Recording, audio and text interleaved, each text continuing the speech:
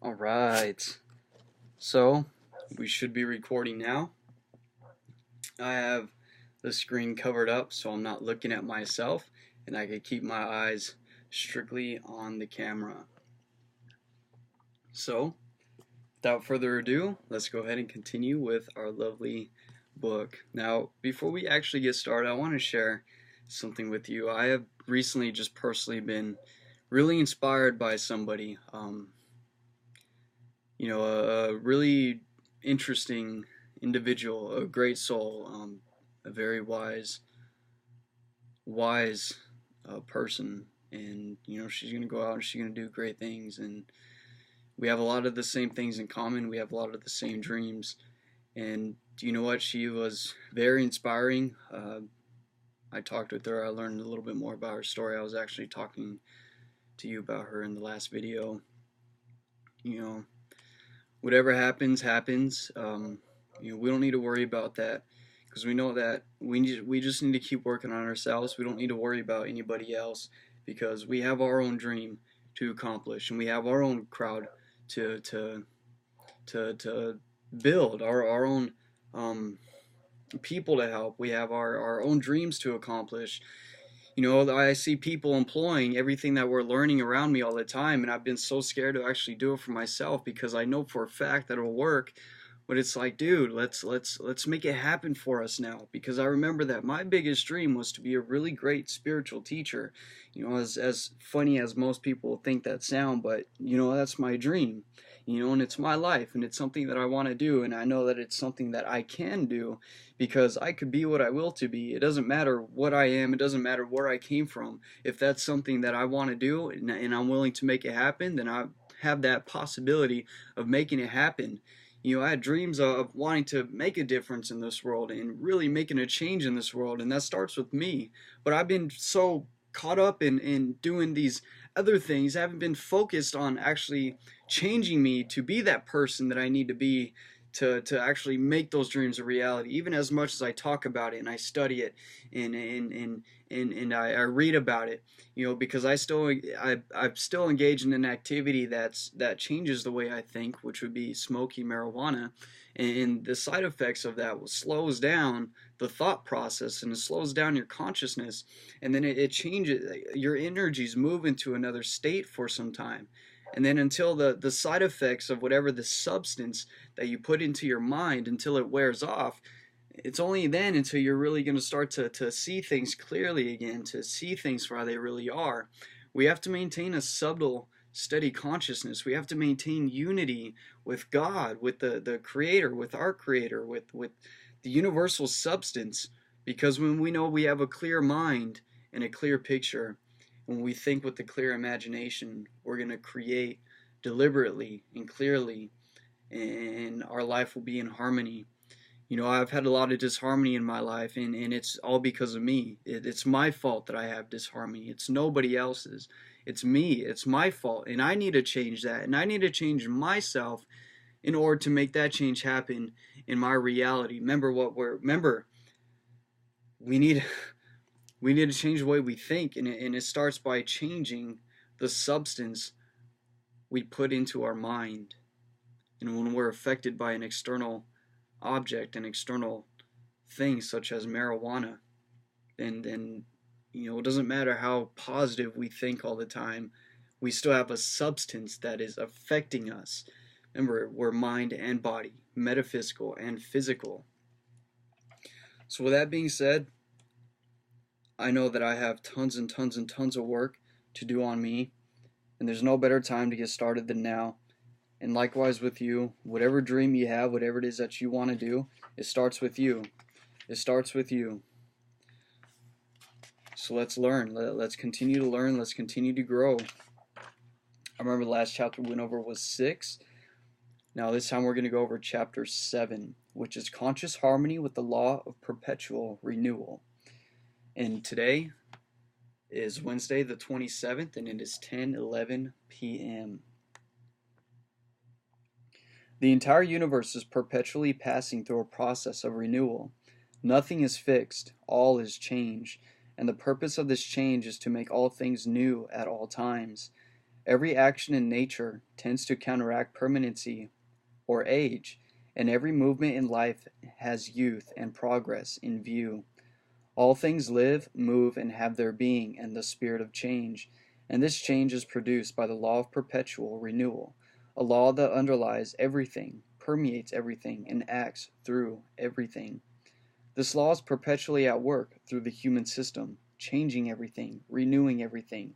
But what the results of this change are to be in the life of the individual depend upon how he relates himself to the law that produces the change, and how fully he cooperates with the original purpose of that law.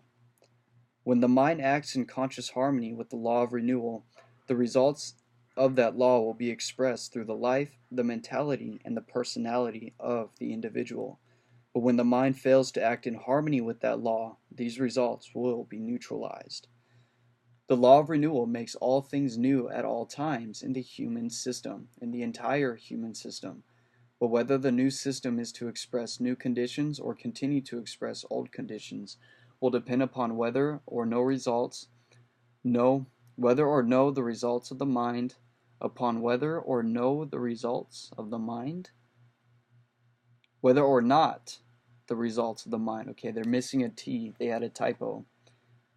Or continue to express old conditions will depend upon whether or not the results of the law of renewal are neutralized by the human mind. Now remember how we had talked about that in one of the last chapters, and how the subconscious mind, its process, what it naturally tries to do is to heal the body, to keep the body nice and healthy. That's the process of perpetual renewal that he is talking about, that nature has bestowed within each and every single human being. But since the metaphysical part, our thinking process, since the conscious mind has the power to direct and control and has a type of influence over the subconscious mind, if old conditions continue to express within the mind of man, then those old conditions, those thoughts of being old, will continue to interfere with the automatic renewing process of the subconscious mind, because the thought is a part of the conscious portion of the mind, and the conscious portion is the part which has direct control over the subconscious.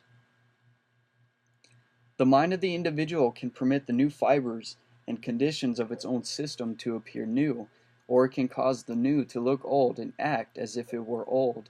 That is, the mind can give full expression to the results of the law of renewal, or it can completely neutralize these results. When the mind places itself in harmony with the law of renewal and recognizes its existence at all times, every action of the mind will become a renewing process and will cooperate with the law. In consequence, that which is renewed by the law of renewal will be expressed through mind and body in its original newness.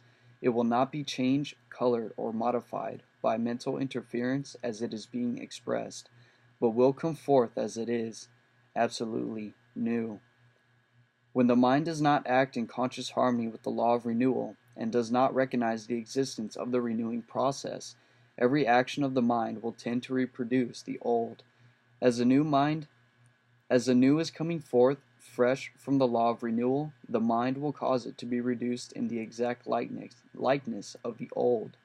The results of the renewing process will therefore be neutralized, and though everything in the system continues to be renewed, nothing appears as if it were renewed. When the mind acts in ignorance of, or at variance with, the law of renewal, it follows the groove of the age-producing race habit, and causes what has been renewed in its own system to be changed so that it looks old, feels old, and acts if it were old. The mind acts in every atom of the being of man and has the power to change, color, or modify whatever is taking place in the human system. What is changed by the mind becomes more or less similar to the predominating thought, feeling, or condition of the mind of the world within. Therefore, what is renewed by the law of renewal will become old in its nature so long as the mind feels old, as within, so without. It acts as if it were old and believes that all things are growing old, because we become what we think about, and we become that old image. The mental forces are creative by their but they invariably create in the exact likeness of the predominating ideas, beliefs, feelings, or attitudes of mind.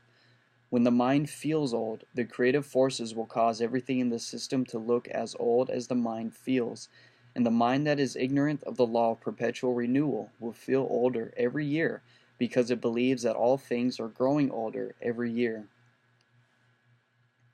The mind that acts in conscious harmony with the law of perpetual renewal will feel that all things are new now, and in consequence, the creative forces of the system will give newness, youth, and vigor to everything in mind or body.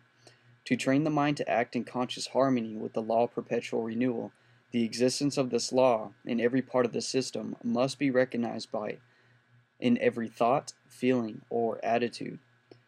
Every trace of belief in age or the aging process must be eliminated completely, and the fact that all things are new now must become a firm conviction, because it is the truth. The mind must aim to perpetually renew itself, and this aim must be promoted by training every process of thinking to form new thought, better thought, greater thought, and superior thought about everything that enters consciousness. The thought of today on every subject must be new as compared with the thought of yesterday, and every idea formed in mind must be an improvement upon the corresponding idea that was formed before. Every mental conception that is formed today on any subject should be finer, higher, and superior to the previous conception formed on the same subject. To constantly renew its own thinking and improve its own thinking should be the ruling purpose of mind, and the highest possible point of view should be taken in mind at all times, whatever the subject of thought may be. The thought that is perpetually renewing itself will think new thought and superior thought on all subjects at all times. Such a mind will comply with one of the greatest in all statements in exact science. Be ye therefore transformed by the renewal of your mind, and will in consequence not only realize perpetual youth in the physical system, but will also transform, advance, and perfect the entire world of mind and character. To continue the thinking of old thought is to perpetuate those hereditary tendencies that produce the aging process, because old thought is thought that does not change or improve. New thought produces new life, more life, and greater life, while old thought weakens, deteriorates, and ossifies the entire system. That which is perpetually renewed will never weaken unless the results of the renewing process are neutralized. But these results can only be neutralized by the mind that lives in the non-progressive attitude of old thought.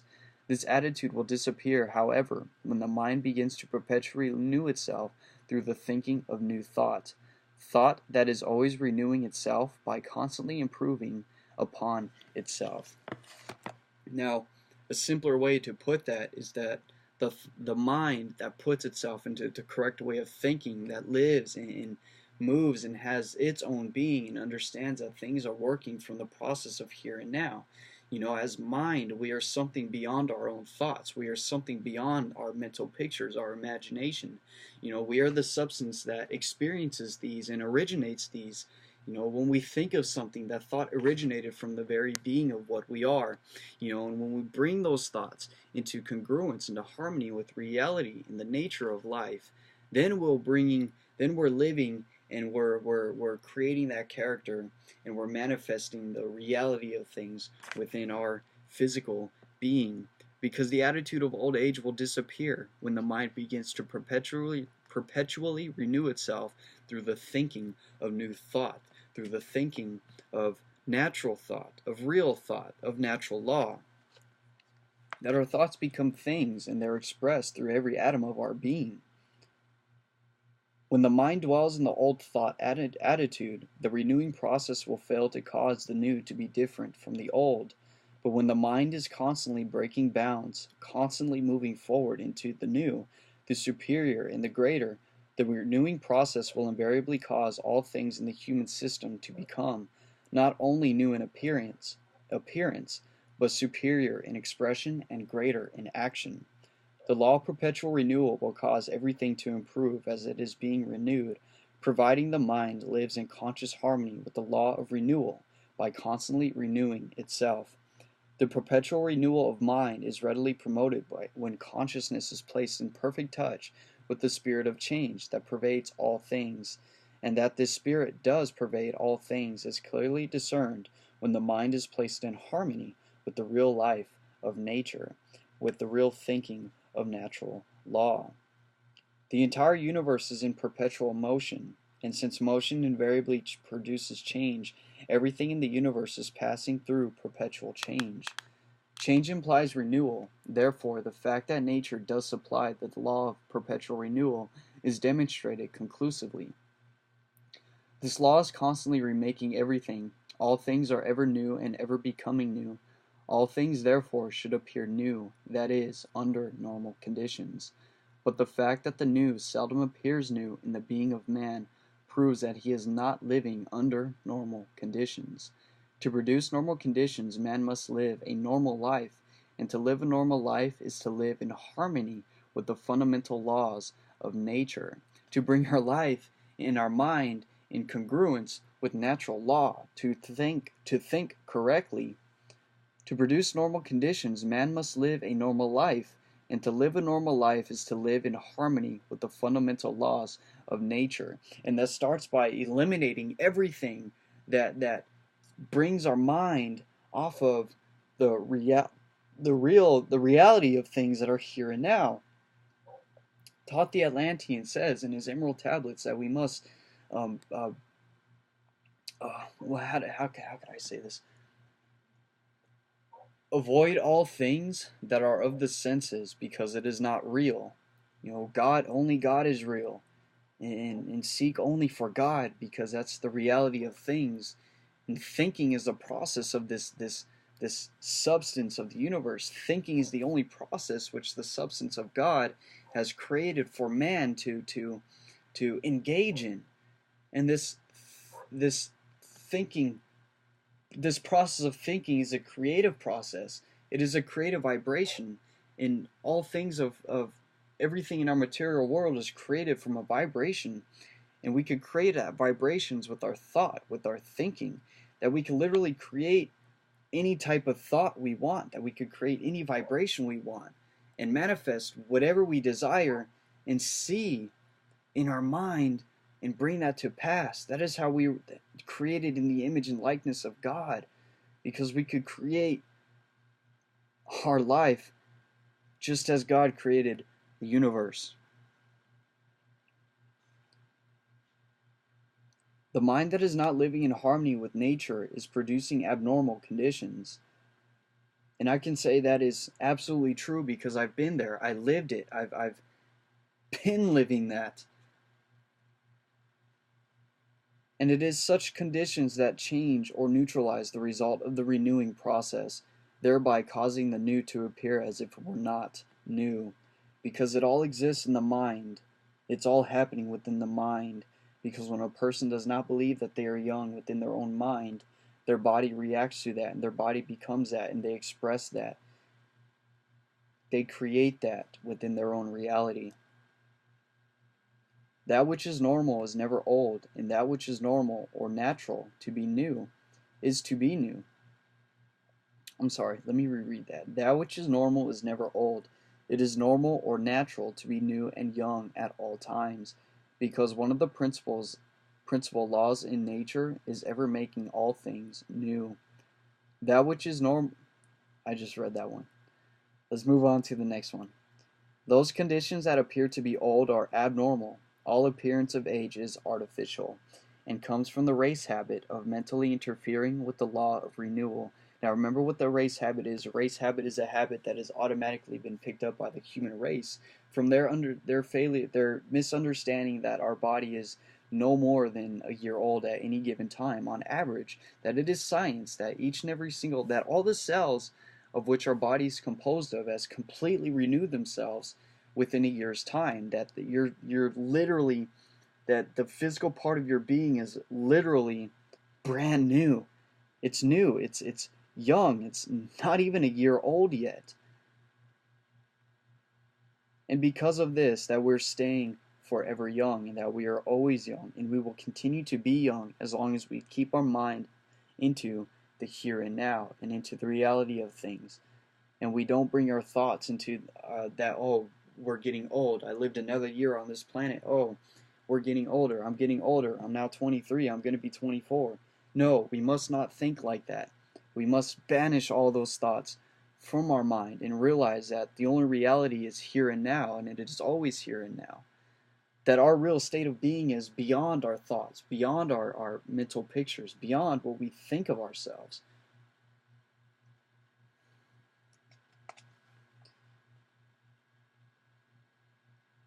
The workings of nature do not produce the conditions of age. Such conditions are produced by man's failure to work with the renewing process of nature. All conditions of age and all the results of what man calls age are unnatural, and must disappear when man becomes natural. To be natural is to live, think, and act in conscious harmony with the purpose of nature, and this purpose is to renew everything and to improve everything in the being of man. The fact that nature has provided the law of perpetual renewal and based everything upon this law makes it unnecessary for man to try to change. He already is changing. What man is required to do is to cease to resist that change, and to cease to pervert the results of that change. Man is not required to produce perpetual renewal in his system, but to train himself to live, think, and act in conscious harmony with that perpetual renewal that is already taking place, because it happens from the subconscious mind, the body mind, the unconscious mind, the mind that does it by itself. We don't have to consciously make our heart or think about our heart to beat. It does it automatically. It's under the control of a dependable power outside of our own conscious thought.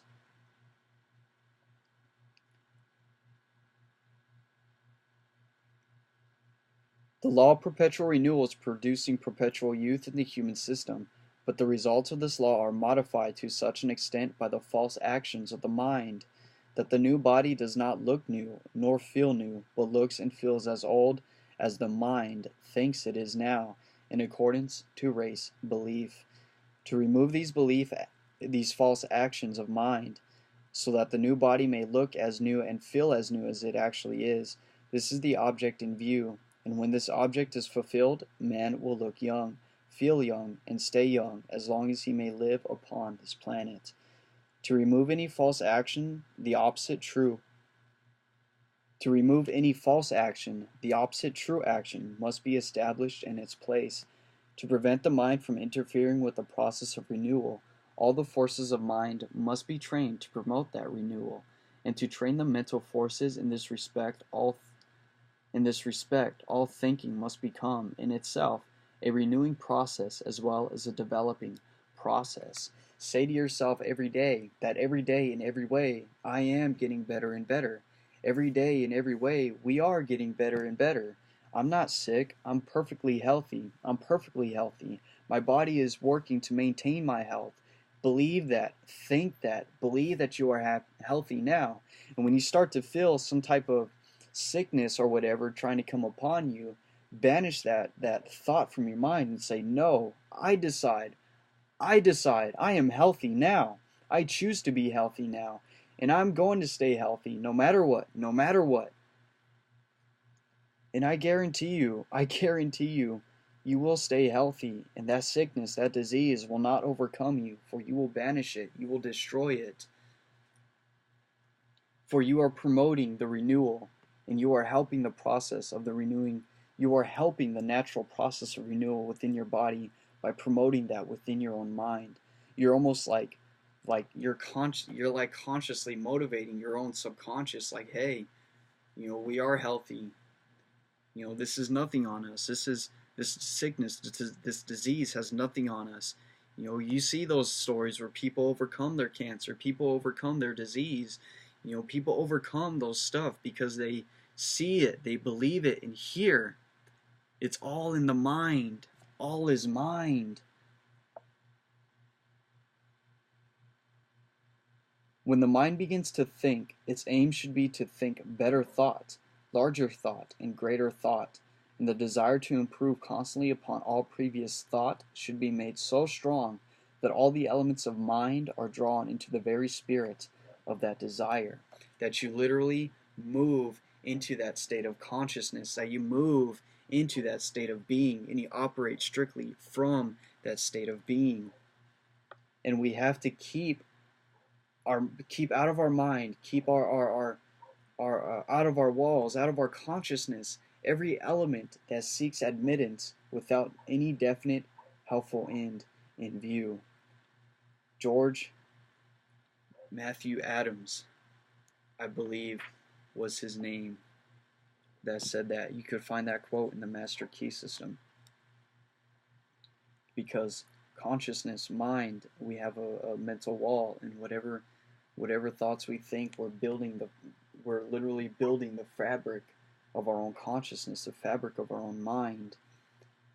We become that, and we attract all things external around us in accordance with the nature of our own mind.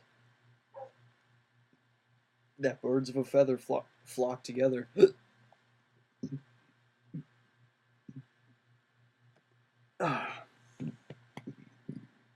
Excuse me, sorry.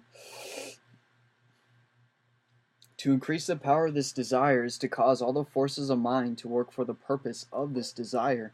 And when this is accomplished, the tendency to renew itself and to improve itself will become so strong in the mind that every process of thought will become an improvement of thought, because the thought will begin to build upon itself. To think is to think better, and that will be the condition of such a mind, because every mental action will have formed the inherent tendency to renew itself and to improve itself whenever it is placed in action. And this is because, remember, every thought we think brings itself and attracts itself with another thought in accordance with the nature of that thought. You know, when you're writing down your thoughts on a sheet of paper, you know, eventually it'll begin to flow, and your thoughts will begin to flow in such a manner that it comes out into harmony onto that sheet of paper, because you're attracting a line of thinking. You're attracting a train of thinking in the nature of oh man, from the nature of the thought. When the mind has established this mode of thinking, it will renew itself constantly, and will consequently act in conscious harmony with the law of perpetual renewal. Instead of neutralizing the results of this law, the mind will fully express these results. The new body will look new, feel new, and express all the power and vigor of youth. The personality will continue to stay young, because the new body that nature is giving to man every year will be burdened no more with old age conditions. It is the mind that lives in old thought that fills the new body with old age conditions, thus causing the new to look old and feel old. But when the mind begins to learn to renew itself perpetually, let me read that again. It is the mind that lives in old thought and cause. It is the mind that fills. Oh my gosh. Let's start all over. It is the mind that lives in old thought that fills the new body with old age conditions, thus causing the new to look old and feel old. But when the mind begins to renew itself perpetually, there will be no more old thought nor old age conditions. Old age will vanish like a dream, and man will continue to stay young as long as he remains upon this planet. So, as he said, as the mind is the one that has direct influence over the body, over the subconscious mind. The body is our subconscious mind, for it is the part of ourselves that is unconscious of itself. We don't have to think about our heart beating. It is something that is done automatically, okay? But our thought from the conscious portion of our mind has a huge effect over the subconscious thing. It's amazing. It's literally, we have been given a free ride into this elephant, this ant and the elephant, the conscious mind being likened to the ant, the subconscious being the elephant. Remember, the conscious portion being the portion that visualizes, that thinks, that can form mental pictures, that directs all the forces of all of our that directs all of our mind forces. And as our thoughts, as those mental pictures take root, and as they become our habitual states of thinking, our habitual states of consciousness, they then pass into the realm of the subconscious. They then pass into the realm of the body mind, and they in turn will be made to be created into our own flesh. We take on the form of that which we are thinking, and we externalize that, we become that, and we are then surrounded by our thoughts, our actions, everything that we've become from, that we've created from our internal world becomes expressed and surrounds us in the external world. Remember, we are all creators. We have creative power. We do that with the power of our mind. God created you in His image, and that is in the image of spirit. You know, spirit is the creative power of the universe, and thinking, thought, is the only power which the spirit possesses, and it is a creative vibration. I'm going to go ahead and end that right here. No way! Oh my gosh!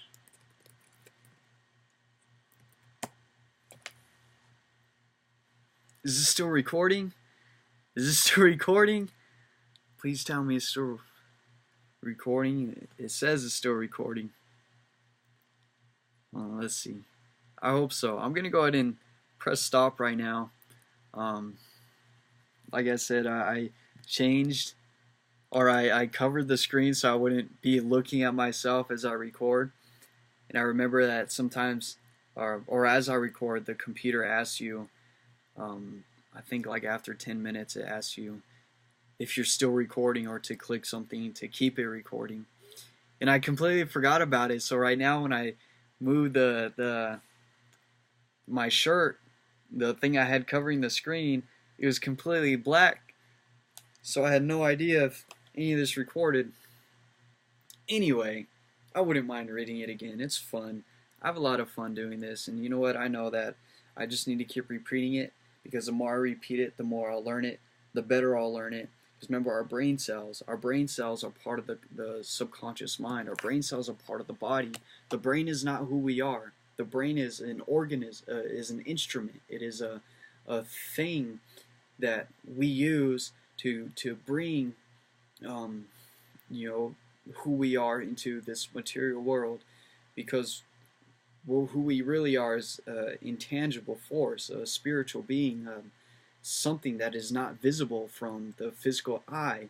You know, you have to see, you can only see it through your mind's eye, through your spiritual eye, through your third eye, through the eye that sees beyond the physical world. You know, we have to learn to look beyond these things, what this sees. We have to learn how to see with this thing. That being said, let's go ahead and end it right here. Corey needs to get some food. I actually just got back from the gym before I recorded this video, so it's time to feed my body and give it some fuel. And I will see you when I see you. Take care.